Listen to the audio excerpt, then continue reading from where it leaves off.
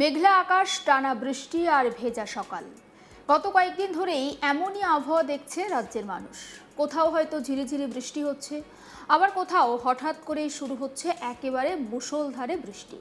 রাস্তাঘাট ভিজে, কোথাও কোথাও জল জমেছে। অনেকেই তো অফিস বা কাজে বের হতে ব্যাপক সমস্যায় পড়ছেন।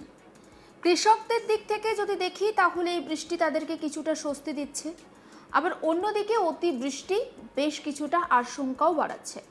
তাই স্বাভাবিকভাবেই সবার মনে এখন একটাই প্রশ্ন, আর কতদিন চলবে এই বৃষ্টি? আগামী কয়েকদিনে আবহাওয়া ঠিক কেমন থাকবে আসুন জানাই আপনাদের। কোন কোন জেলায় সব থেকে বেশি বৃষ্টির সম্ভাবনা রয়েছে, আর এই পরিস্থিতি নিয়ে ঠিক কি বলছে আলিপুর আবহাওয়া দপ্তর, সবটা আপনাদেরকে একেবারে বিস্তারিতভাবে জানাবো। আলিপুর আবহাওয়া দপ্তরের যে সর্বশেষ পূর্বাভাস, সেই সর্বশেষ পূর্বাভাস বলছে বর্তমানে বঙ্গোপসাগরে তৈরি হওয়া একটি গভীর নিম্নচাপ আরও শক্তি সঞ্চয় করে অতি গভীর নিম্নচাপে পরিণত হয়েছে। আর এই আবহাওয়াগত পরিবর্তনের কারণেই রাজ্য জুড়ে বৃষ্টির পরিমাণ আরও বাড়তে পারে বলে মনে করছেন আবহাওয়াবিদরা। হাওয়া অফিস বলছে উত্তর পশ্চিম বঙ্গোপসাগরে অবস্থান করা গভীর নিম্নচাপটি এখন অতি গভীর নিম্নচাপে রূপ নিয়েছে। আর এই সিস্টেমের প্রভাবেই দক্ষিণবঙ্গের বিস্তীর্ণ এলাকায় মেঘের একটা ঘনত্ব বৃদ্ধি পেয়েছে আর বৃষ্টির অনুকূল পরিবেশ তৈরি হয়েছে।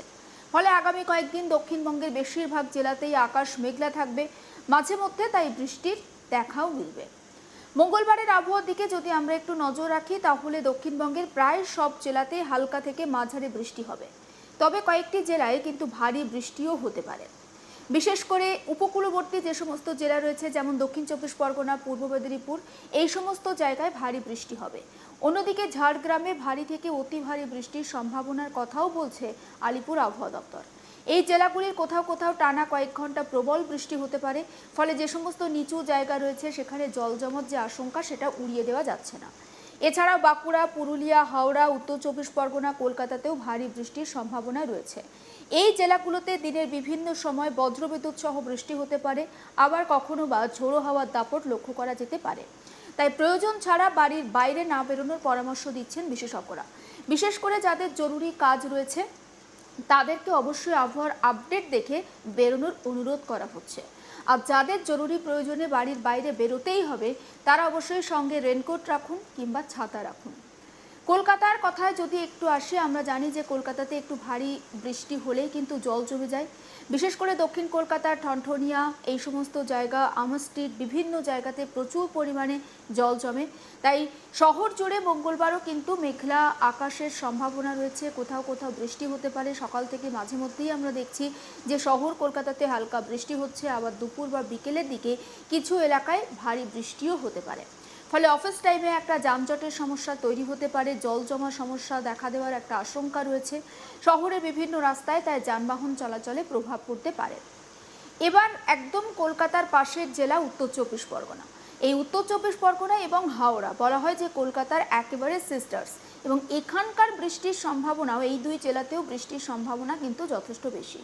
শহরতলি আর গ্রামীণ এলাকাতেও মাঝারি থেকে ভারী বৃষ্টি হতে পারে, কোথাও কোথাও অল্প সময়ের মধ্যে হয়তো প্রচুর বৃষ্টি হতে পারে। ফলে সাধারণভাবে মানুষকে সতর্ক থাকার পরামর্শ দিচ্ছে প্রশাসন, কারণ বৃষ্টি হলে জল জমার সম্ভাবনা হতে পারে। অনেক সময় বিদ্যুতের তার ছিঁড়ে সেই জলে পড়েও একটা দুর্ঘটনা ঘটতে পারে।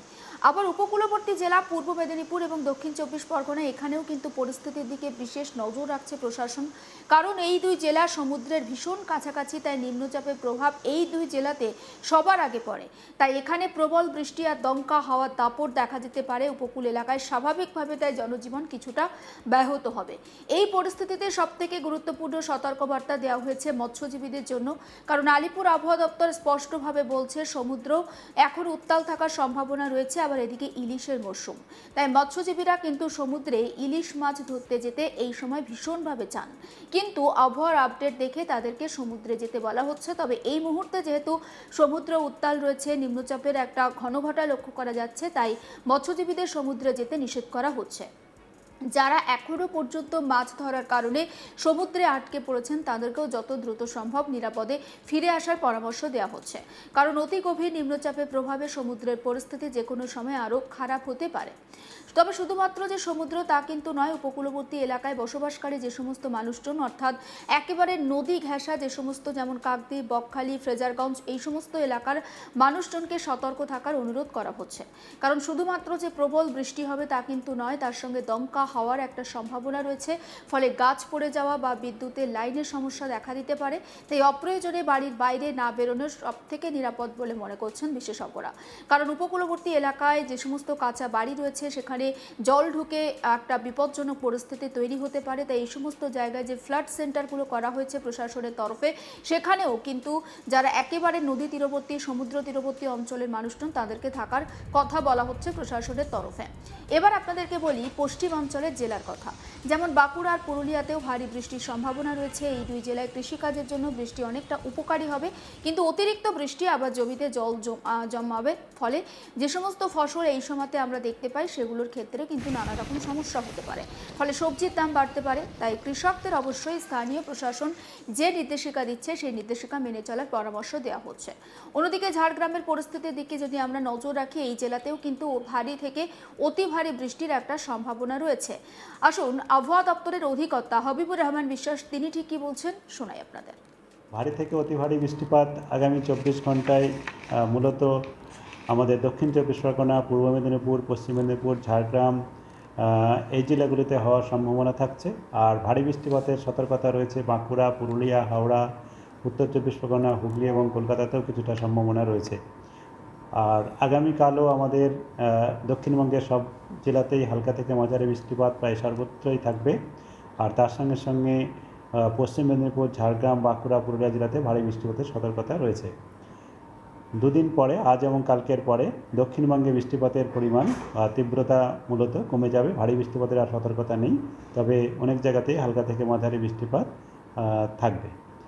আর উত্তরবঙ্গের ক্ষেত্রে এখন বৃষ্টিপাত কমই রয়েছে। উত্তরবঙ্গে আগামী কয়েকদিনে বৃষ্টিপাত কম থাকবে, তবে আগামীকাল থেকে ধীরে ধীরে সামান্য বৃষ্টিপাত কিছুটা বাড়বে এবং এক দু জায়গা করে ভারী বৃষ্টিপাত উত্তরবঙ্গের মূলত উপরের 5টা জেলার মধ্যে, দার্জিলিং, জলপাইগুড়ি, আলিপুরদুয়ার, কালিম্পং এবং কুচবিহার, এই জায়গাগুলোর মধ্যে এক দু জায়গায় হালকা থেকে মাঝারি, এক দু জায়গায় ভারী বৃষ্টিপাত এবং প্রায় সর্বত্রই হালকা থেকে মাঝারি বৃষ্টিপাত হওয়ার সম্ভাবনা রয়েছে।